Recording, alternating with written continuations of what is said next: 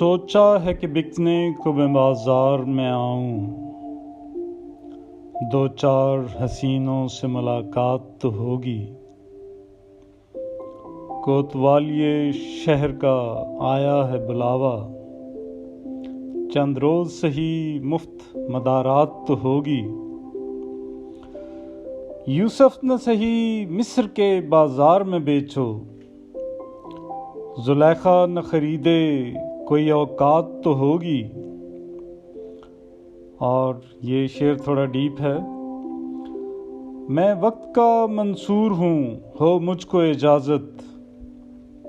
मैं वक्त का मंसूर हूँ, हो मुझको इजाज़त। नारे मस्ताना नहीं, मुनाजात तो होगी। और कोरोना वायरस के तनाज़ुर में ये शेर अर्ज़ है।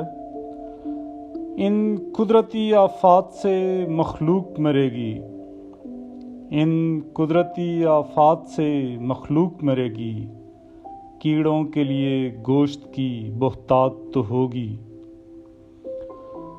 मायूस हूँ फिर भी नयापन कोई ढूंढूं, नया दिन न हुआ फिर भी नई रात तो होगी। काम ऐसा मैं कर जाऊंगा कि नाम रहेगा, बातों में बड़े लोगों की मेरी बात तो होगी।